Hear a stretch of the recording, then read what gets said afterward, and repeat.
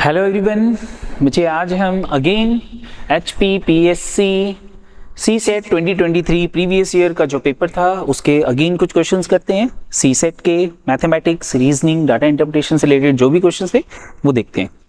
सबसे पहला क्वेश्चन आज का था बच्चे हमारा, that is question number 71। The missing term in the following figure. मेरे पास ये फिगर है, इस फिगर में मुझे मिसिंग टर्म जो ये क्वेश्चन मार्क की फिगर है ये फाइंड करनी है। First number is 7, next is 18। तो 7 का बच्चे अगर मैं डबल कर देता हूं तो दैट इज इक्वल टू 14। 14 में 4 प्लस करते हैं 18 आ जाएगा, that is the second number. ठीक है, डबल प्लस 4। अब 18 का अगर मैं डबल करता हूं तो 18 इंटू 2 बच्चे 36 हो जाएगा। 36 में 4 ऐड करते हैं, मेरे पास नेक्स्ट नंबर जो है वो 40 आ जाएगा। बिल्कुल ठीक है। नेक्स्ट में 40 का अगर मैं डबल करता हूं बच्चे 40 इंटू 2 80 हो जाएगा, और 80 में मैं 4 पुट करता हूं तो यहां पे मेरे पास जो है वो 84 आ जाएगा। And 84 is given in the option B. Option B में 84 गिवन था, that is my answer. B option answer आ गया। नेक्स्ट नंबर भी चेक कर लेते हैं। 84 का अगर मैं डबल करता हूं बच्चे 168 आ जाएगा। 168 में 4 ऐड करते हैं 172 आ जाएगा। 172 का डबल करते हैं 344 आ जाएगा, और इसमें 4 ऐड किया तो 348 आ जाएगा। बिल्कुल करेक्ट है। ठीक है, सिंपल एक सीरीज बन रही थी इंटू 2 प्लस 4, डबल करके प्लस कर लो 4, हमारे पास नंबर आ जाएगा। नेक्स्ट देखते हैं बच्चे, next question number 72। When the price of the oranges are reduced by 20%, reduced by 20% मतलब 20% डिक्रीज, 20% डिक्रीज मीन 0.8। अच्छा क्वेश्चन है परसेंटेज का। It enable a man to buy 20 more oranges। अगर प्राइस कम होगी तो जो मैन था वो 20 ऑरेंजेस ज्यादा परचेज कर रहा है for ₹40। What is the reduced price per orange? मुझे reduced price per orange calculate करनी है। ठीक है, तो अगर मैं लेट कर लेता हूं, let the original price, let the original price per orange is equal to ₹X। एक ऑरेंज की प्राइस जो है वो X रुपीज है। तो what is the reduced price? Reduced price is equal to 0.8x। Reduced price 0.8x है, 0.8x है। And this is your answer, क्योंकि उसने रिड्यूस प्राइस पूछी थी। This is given in the option, ये ऑप्शन में गिवन है ये वाली प्राइस, यही मेरा आंसर है, यही कैलकुलेट कर।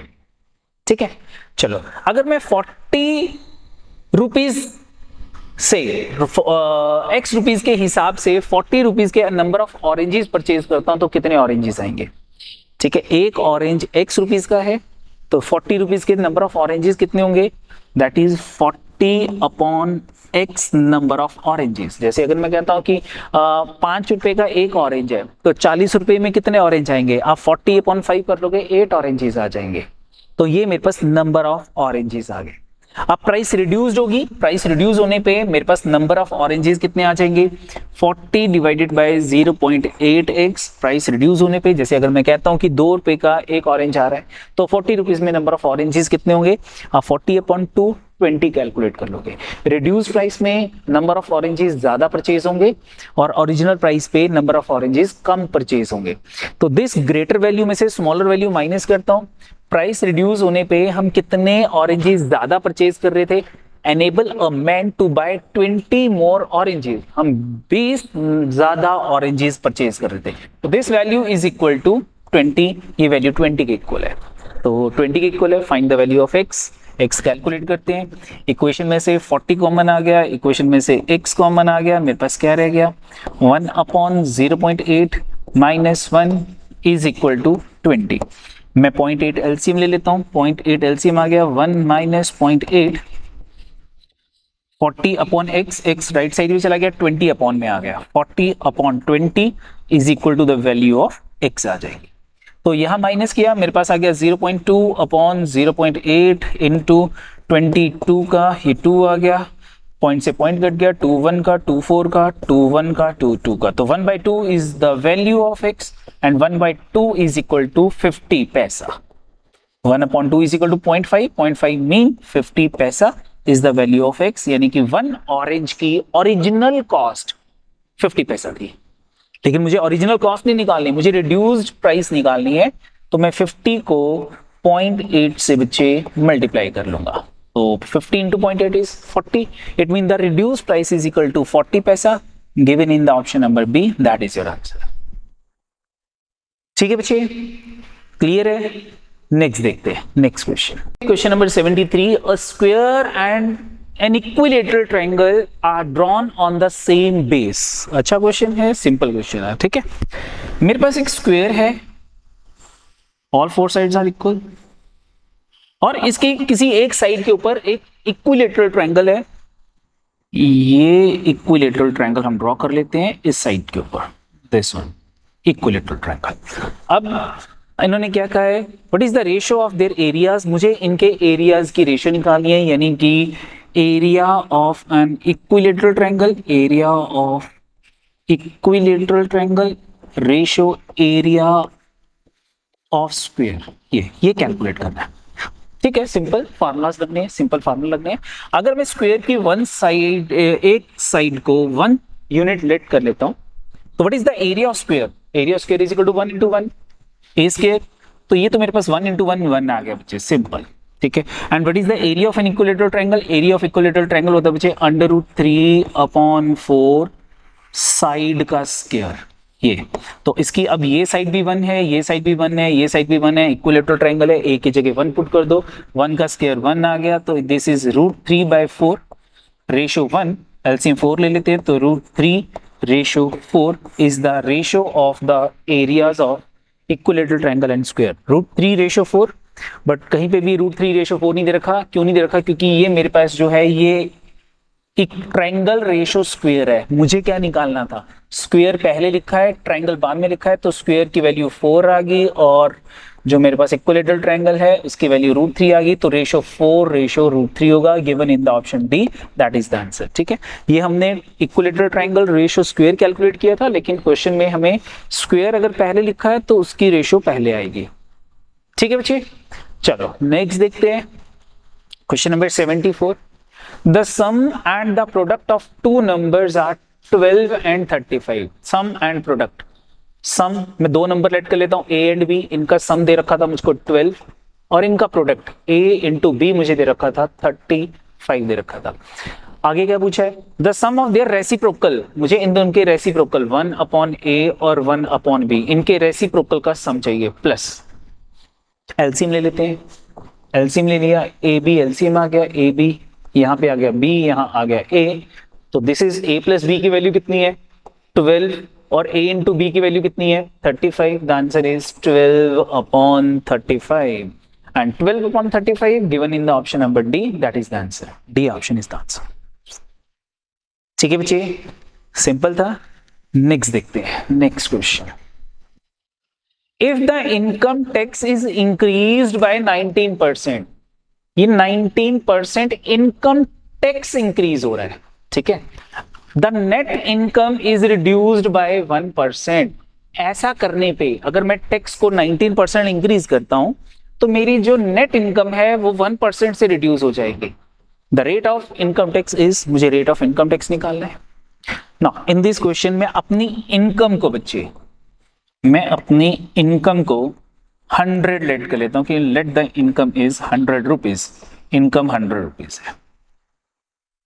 ठीक है, उसके बाद इनकम 100 रुपीज लेने के बाद मैं टैक्स को x% लेट कर लेता हूं. Let the tax is equal to x%, और मुझे x की ही वैल्यू निकालनी है क्योंकि उसने मेरे से रेट ऑफ इनकम टैक्स पूछा था. ये मुझे कैलकुलेट करना है, and this value is given in the option. ये ऑप्शन में गिवन है, मुझे ये कैलकुलेट करना है. तो सबसे पहले जब भी हम क्वेश्चन पढ़ते हैं, कुछ भी हम लेट करते हैं, हमें क्लियर होना चाहिए कि मुझे क्या चीज कैलकुलेट करनी है, ऑप्शन में क्या चीज गिवन है. इस क्वेश्चन में ऑप्शन से भी कर सकता हूं, लेकिन मेरे लिए इजी है, आपके लिए थोड़ा मुश्किल है, इसलिए मैं एक्स लेके सॉल्व कर रहा हूं. ठीक है, आगे क्या कहता है इसने. अब यहां पे what is my net income. चलो नेट इनकम बाद में निकालते हैं. What is my tax. ये टैक्स तो परसेंटेज की फॉर्म में दे रखा है, टैक्स कैलकुलेट करते हैं.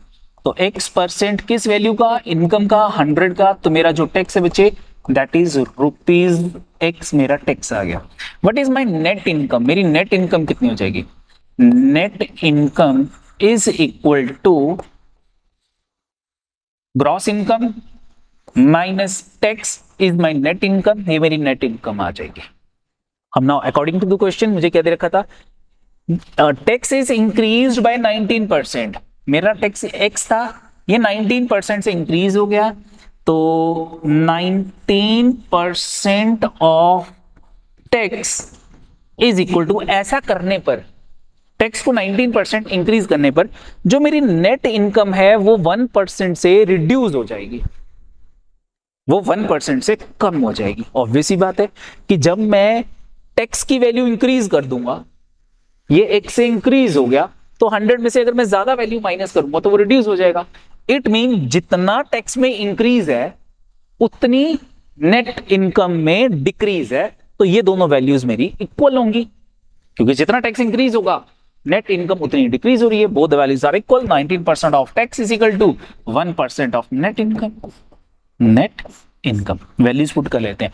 टैक्स को मैंने एक्स लेट किया था, तो 19% of my tax is equal to 1% of my net income, that is 100 minus X, this one. Equation आ गई, एक्स की वैल्यू कैलकुलेट होनी चाहिए, 100 से 100 कैंसिल हो गए बोथ साइड से, सॉरी ये 19x आ गया, 19x is equal to 100 minus x, 100 minus x हो जाके प्लस हो गया, 19x plus x is equal to 20x is equal to 100, x is equal to 100 divided by 20 is equal to 5, x की value 5 means कि मेरा जो tax है वो 5% था ओरिजिनल टैक्स, तो 5% given in the option B, that is the answer. B option नीचे मेरा आंसर है। ठीक है बच्चे, क्लियर है? नेक्स्ट देखिए, next question.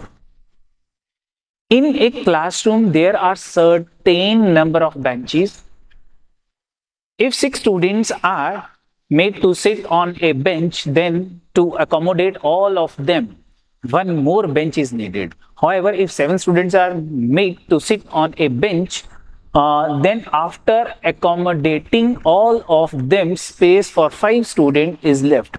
The total number of student in the class, total number of student class में कितने होंगे ये मुझे कैलकुलेट करना है। ठीक है, तो सबसे पहले टोटल नंबर ऑफ स्टूडेंट्स की जगह हम यहाँ पे इन एक class there are certain number of benches, तो ये सर्टेन नंबर ऑफ बेंचेस में एक्स लेट कर लेता हूँ कि मेरे पास क्लास में टोटल एक्स बेंचेस है। ठीक है, अब क्लास में टोटल एक्स बेंचेस है, 6 students are made to sit on a bench. अगर एक बेंच पे 6 स्टूडेंट्स बैठ रहे हैं तो एक्स बेंचेस पे टोटल कितने स्टूडेंट्स बैठेंगे? 6 एक्स स्टूडेंट्स एक्स बेंचेस के ऊपर बैठेंगे बच्चे। ठीक है, उसके बाद क्या कहा था? Then to accommodate all of them one more bench is needed. One more bench is needed यानी कि अगर हमारे पास x+1 बेंचेस होते तो सभी बच्चे प्रॉपरली एकोमोडेट हो जाते इन सभी बेंचेस पे। तो अगर x बेंचेस पे 6x स्टूडेंट्स बैठ रहे हैं तो कितने स्टूडेंट्स रिमेनिंग रह गए जिनके लिए बेंच नहीं था? एक बेंच की जरूरत और थी, यानी कि 6 स्टूडेंट्स और मेरे पास जो है विदाउट बेंच रह गए। तो अगर मैं इसमें 6 प्लस कर लेता हूं तो this is my total number of students, this is number of students, this value. एक बेंच पे 6 स्टूडेंट, एक्स बेंचेस पे 6x, और मेरे पास रिमेनिंग एक बेंच की कमी रहेगी, एक बेंच और चाहिए, एक बेंच पे 6 स्टूडेंट्स और बैठ सकते थे, यानी कि इसमें अगर मैं 6 स्टूडेंट्स ऐड करता हूं तो this is the total number of students. ये मेरे पास टोटल नंबर ऑफ स्टूडेंट्स आ गए क्लास में। बोलो ठीक है। अब ये इक्वेशन मुझे ये कहती है कि जो टोटल नंबर ऑफ स्टूडेंट्स हैं दैट इज मल्टीपल ऑफ 6, वो 6 के मल्टीपल्स है, क्योंकि देखो 6x + 6 मीन 6 का मल्टीपल। लेकिन ऑप्शन में दिस वैल्यू इज 6 का मल्टीपल, ये भी 6 का मल्टीपल, ये भी 6 का, और ये भी मेरे पास जो है 6 का मल्टीपल है। All the options are multiple of 6। यहां से क्वेश्चन सॉल्व नहीं होगा।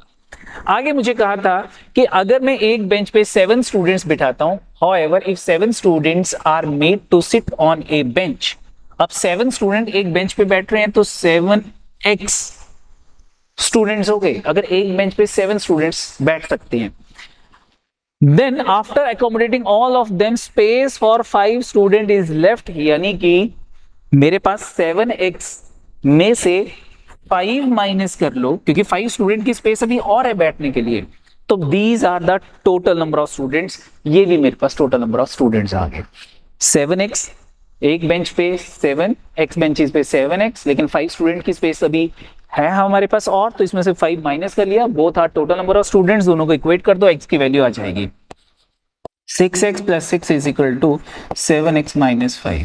6x इधर चला गया, 7x में से 6x माइनस करते हैं, 1x हो गया, माइनस 5 इधर जाके प्लस कर लेते हैं, 6 प्लस 5 11 हो गया, मेरे पास x की वैल्यू बचे 11 आ गई। इट मीन कि स्टार्टिंग में जो मैंने ये x सिलेक्ट किया था, टोटल नंबर ऑफ बेंचेस की बात की थी, दैट इज 11। तो टोटल नंबर ऑफ स्टूडेंट्स यहाँ पे x वैल्यू पुट कर लेते हैं, 6 इंटू 11 66, 66 में 6 प्लस करते हैं, टोटल नंबर ऑफ स्टूडेंट बचे हमारे पास 72 आगे क्लास में। 72 is given in the option number C, that is your answer, C option बच्चे हमारा आंसर है। ठीक है, क्लियर है बच्चे?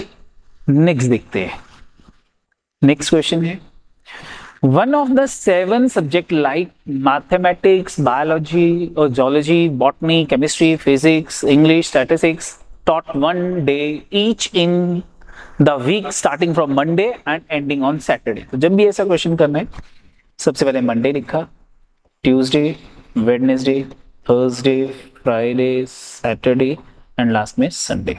ये मेरे पास 7 डेज का एक शेड्यूल आ गया। दिस वन आगे क्या करता है, chemistry is taught on Thursday, chemistry तो क्लियर हो गया, मेरे पास थर्सडे था chemistry. English is taught the day immediately next to the day when zoology taught, यानी कि जूलॉजी के बाद नेक्स्ट सब्जेक्ट जो है नेक्स्ट इज इंग्लिश। फिर से रीड कर लो, English is taught the day immediately next जिस दिन जूलॉजी होगा, कहीं भी फिट कर सकेंगे, लेकिन ये दोनों एक साथ, दोनों सब्जेक्ट एक साथ ही आएंगे वीक में। ठीक है, चलो नेक्स्ट देखते हैं, Tuesday taught English is neither taught on Tuesday nor on Saturday, यानी कि इंग्लिश ना तो सैटरडे को है, यहां इंग्लिश नहीं है, और ट्यूसडे को भी इंग्लिश नहीं है। अगर ट्यूसडे इंग्लिश नहीं है, इट मीन मंडे जूलॉजी नहीं है, जूलॉजी जो है वो हमारे पास ट्यूसडे आ सकता है, वेडनेसडे को इंग्लिश हो गया, या फिर यहाँ पे भी मेरे पास जूलॉजी नहीं है, मेरे पास या तो इधर होगा तो इंग्लिश संडे को आ गया। मेरे पास ये दो कंडीशंस बन रही हैं, दोनों फिट करके देखेंगे अकॉर्डिंग टू क्वेश्चन। उसके बाद only 1 lecture is held between chemistry and botany, तो केमिस्ट्री फिर 1 लेक्चर फिर बॉटनी, या फिर इसका उल्टा भी हो सकता है, एक कंडीशन थी होगी, दूसरी कंडीशन बॉटनी 1 लेक्चर और फिर केमिस्ट्री, 2 कंडीशंस मेरे पास ये बन। उसके बाद 2 lectures are scheduled between mathematics and zoology, mathematics और जोलॉजी के बीच में 2 हमारे पास सब्जेक्ट्स होंगे, यानी कि मैथ्स 2 सब्जेक्ट, जोलॉजी या फिर जोलॉजी 2 सब्जेक्ट्स द मैथमेटिक्स, एक कंडीशन मेरे पास ये बन जाएगी। उसके बाद क्या कहा था, statistics is neither taught on Monday nor on Sunday, first और लास्ट डे इन 2 डेज के ऊपर स्टैटिस्टिक्स नहीं होगा। Based on these information answer the question from 77 to 80। चलो ठीक है बच्चे, तो सबसे पहले हम यहाँ पे जूलॉजी को ही फिट करते हैं। अगर मैं यहाँ पे सबसे पहले जूलॉजी के बाद इंग्लिश में यहाँ जूलॉजी पुट कर रहा हूँ बच्चे, ये मेरे पास जूलॉजी आ गया, तो यहाँ पे इंग्लिश हो गया, इंग्लिश आ गया। ठीक है, ये कंडीशन मेरे पास होगी। उसके बाद केमिस्ट्री और बॉटनी के बीच में एक क्लास आनी चाहिए, केमिस्ट्री, अब बॉटनी यहाँ नहीं सकता, तो केमिस्ट्री के बाद बॉटनी यहाँ आ जाएगा, ये मेरे पास बॉटनी आ गया, ये कंप्लीट हो गया मेरे पास। ठीक है, उसके बाद मैथ्स एंड जोलॉजी के बीच में 2 सब्जेक्ट्स है, ये जोलॉजी है तो यहाँ पे मैथमेटिक्स आ गया, ये मैथमेटिक्स हो गया। अब मेरे पास जो स्टैटिस्टिक्स की क्लास है आइदर ऑन मंडे और संडे, ये 2 क्लासेस ही रिमेनिंग रहेगी, लेकिन इसने कहा था कि statistics is neither taught on Monday nor on Sunday, it mean कि मेरे पास ये कंडीशन गलत होगी। जोलॉजी मंडे नहीं आ सकता, ट्यूसडे नहीं आ सकता, बाकी कंडीशन फिल करते हैं। ठीक है, अब जोलॉजी को हम फ्राइडे को भी फिल नहीं कर सकते, क्योंकि अगर जोलॉजी मंडे फ्राइडे आ गया तो सैटरडे को इंग्लिश आ जाएगा, दैट इज अगेन रॉन्ग। तो जोलॉजी जो है दैट इज ऑन सैटरडे, हम ये फिल कर रहे हैं, मैं इसको इरेज कर रहा हूं बच्चे।